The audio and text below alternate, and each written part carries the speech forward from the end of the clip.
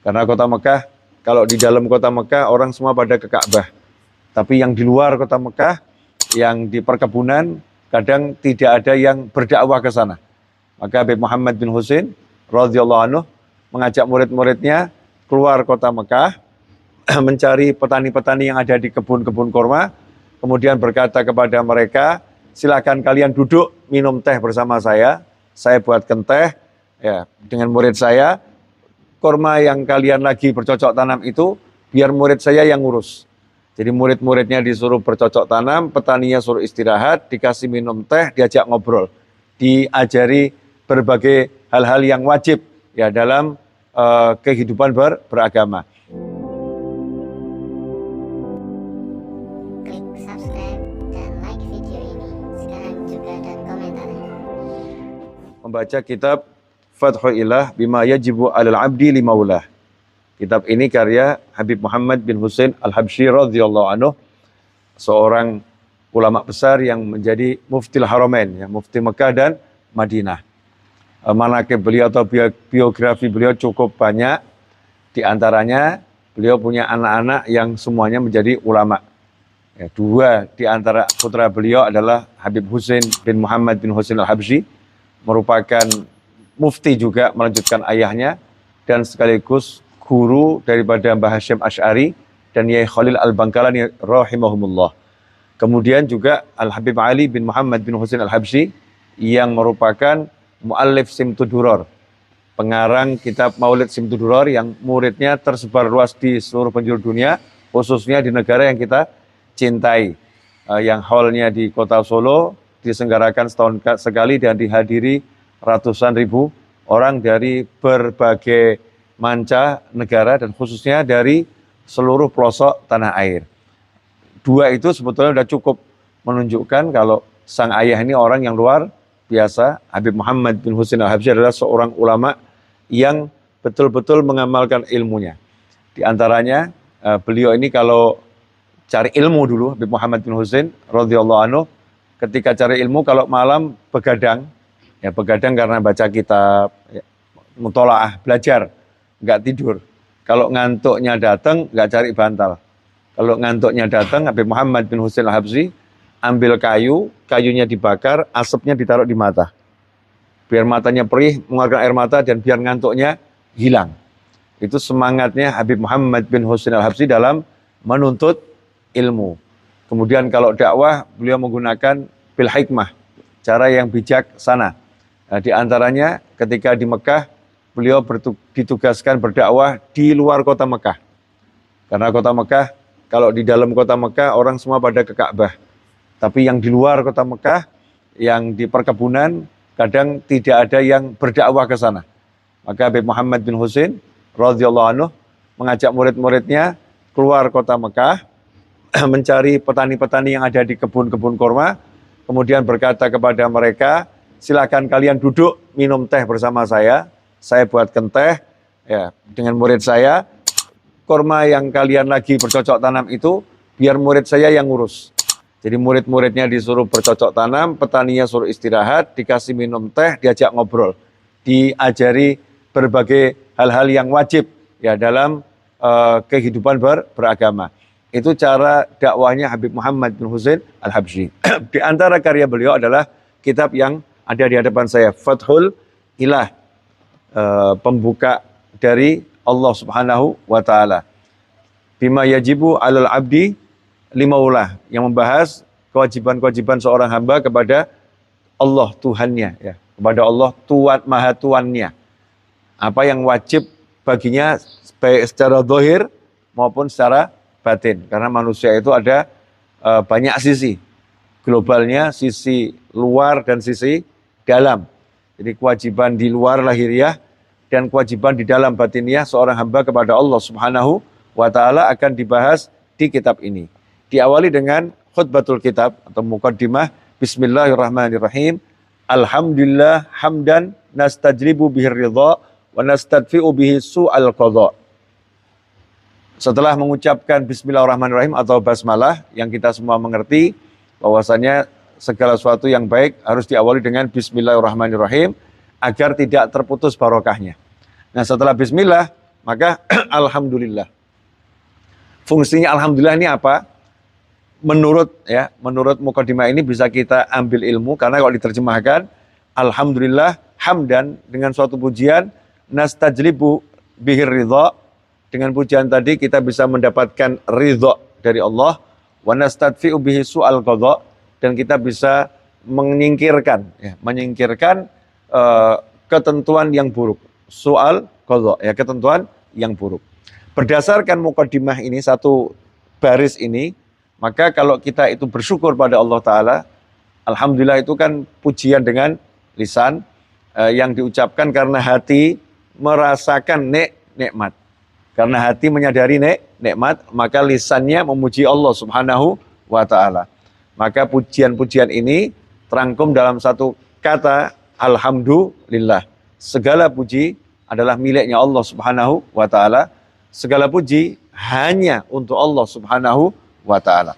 Segala puji dikatakan milik Allah. Pujian yang kita berikan pada siapapun sejatinya milik Allah.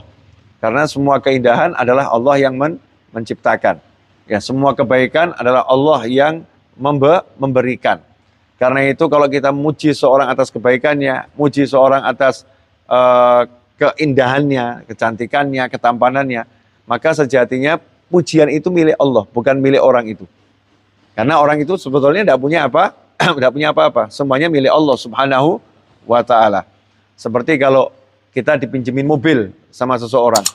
Ada orang minjemin kita mobil, kemudian mobilnya bagus, di jalan teman kita ngomong, wah mobilmu bagus. Nah kalau kita kemudian senyum-senyum gak jelas gitu kan ya, aneh gitu. Nah, maka kita mengatakan, yang layak dipuji yang punya mobil. Yang punya mobil bukan saya cuma dipinjemin. Makanya ketika ada orang memuji kita atas kebaikan-kebaikan kita, maka kita ucapkan alhamdulillah. Ya. Ini semua miliknya Allah Subhanahu wa Ta'ala. Meskipun kita juga diperintahkan, kalau ada orang yang berbuat baik kepada kita, kita diperintahkan untuk mengucapkan terima kasih. Karena orang tersebut telah dipilih oleh Allah Ta'ala menjadi kepanjangan kuasa Allah dalam memberikan nikmat pada hambanya. Sehingga kita berterima kasih pada siapapun yang dipakai oleh Allah Subhanahu wa Ta'ala. Nah, kalau ada kebaikan dimanapun, berarti itu miliknya Allah Subhanahu wa Ta'ala. Sehingga kalau kita nggak senang dengan orang yang mendapatkan kebaikan, berarti kita nggak senang sama yang memberikan kebaikan. Ngeri ya, nggak senang sama Allah Subhanahu wa Ta'ala. Ikhwani rahimakumullah, singkatnya, dengan mengucapkan syukur, menyadari semua nikmat itu dari Allah Subhanahu wa Ta'ala, dan menyadari nikmat yang di diri kita, maka hasilnya nastajlibu bihir ridha. Kita akan mendapatkan ridhonya Allah. Ridha itu dari Allah Ta'ala adalah dambaan setiap hamba. Ya, setiap hamba itu pinginnya hanya diridhoi oleh Allah Subhanahu wa Ta'ala. Kalau udah diridhoi Allah Ta'ala, maka fala ubali, katanya para wali, maka aku nggak peduli lagi. Ya, posisinya seperti apa, asal Allah ridho, maka aku tidak peduli lagi. Gimana caranya mendapatkan ridhonya Allah Ta'ala? Dikatakan dalam hadits qudsi, kalau kamu ridho dengan sedikit pembagian yang aku berikan kepadamu, maka aku pun juga ridho dengan sedikit amal yang engkau lakukan untukku. Jadi kalau kita mau bisa ridho sama Allah Ta'ala itu, dikasih Allah apapun, senang, puas. Ya, diberi sekecil apapun, menurut hitungan manusia, sekecil apapun kita puas. Karena kita tahu yang ngasih adalah Allah Subhanahu wa Ta'ala. Kalau hati kita bisa puas dengan pemberiannya Allah, maka Allah juga puas dengan amal kita. Sekecil apapun Allah senang. Ya, Allah senang. Kemudian dikatakan kalau pengen tahu Allah ridho enggak sama kita, maka seorang ulama pernah ditanya, Allah ridho enggak sama saya? Maka dijawab, lah kamu ridho enggak sama perlakuannya Allah Ta'ala? Kalau kamu ridho dengan perlakuannya Allah Ta'ala, dengan ujiannya Allah Ta'ala, ya, dengan apapun yang Allah lakukan ke dirimu, kamu ridho, kamu enggak protes, maka Allah ridho sama kamu. Tapi kalau kamu protes, kamu enggak ridho dengan Allah, maka Allah juga enggak ridho sama kamu. Jadi kalau dikembalikan, intinya apa? Selama bisa bersyukur, diridho Allah. Enggak protes itu berarti apa? Syukur kan ya. Orang yang dikasih apapun dia bisa bersyukur. berarti orang itu dalam kondisi dia diridhoi oleh Allah Subhanahu wa taala. Dan sungguh rugi ketika ternyata kita bisa mendapatkan ridho dengan mudah tapi kita enggak cari ridho tersebut. Kemudian nastadfi'u bihi su'al qadha. Ya, ridho itu akan kita dapatkan kalau udah diridhoi Allah taala, maka insya Allah ketentuan buruk itu akan tersingkir dari kita. Yang ada adalah qadha yang baik, ketentuan yang baik, ketentuan yang baik, ketentuan yang baik. Jadi intinya semua tadi berakar pada satu kata alhamdulillah. Karena itu amal yang sangat baik ya. Kalau kita bisa bersyukur pada Allah Subhanahu wa taala, bahkan dikatakan afdhalud du'a alhamdulillah. Rasul pernah menyatakan SAW, doa yang terbaik adalah mengucap alhamdulillah. Nah, ini praktek alhamdulillah ini yang enggak mudah buat banyak orang. Banyak orang suruh syukur aja kok susahnya luar biasa. Sepertinya kok enggak punya nikmat. Ya, sepertinya kok enggak punya nikmat. Padahal dirinya dilingkupi banyak nikmat dari Allah Subhanahu wa taala. Nah, insyaallah kita akan lanjutkan pada pertemuan berikutnya. Mudah-mudahan pertemuan pada episode kali ini meskipun singkat, mudah-mudahan manfaat dunia akhirah. Ya, jadi apa? Alhamdulillah itu bisa menyebabkan ridho. Alhamdulillah itu bisa menghapus ketentuan yang buruk. Ya. Karena la yarudul qadha illa du'a. Tidak ada yang bisa merubah ketentuan kecuali doa. Sementara afdhalud du'a alhamdulillah. Sebaik-baik doa adalah alhamdulillah. Jadi kalau dilangsungkan alhamdulillah akan merubah ketentuan yang buruk menjadi ketentuan yang baik. Kalau kita alhamdulillah sehingga hatinya terus jadi senang. Karena orang kalau bersyukur yang dia dapatkan adalah kesenangan dari Allah Subhanahu wa taala. Tapi kalau dia kufur nikmat, naudzubillah min dzalik, la in syakartum la azidannakum wa la in kafartum inna adzabi lasyadid. La in syakartum la azidannakum. Kalau kalian syukur pasti aku tambah. Wa la in kafartum inna adzabi lasyadid. Tapi kalau kalian kufur, ingat siksaku teramat pedih. Mudah-mudahan kita masuk kelompok yang bersyukur pada Allah Subhanahu wa taala. Semoga berkah manfaat.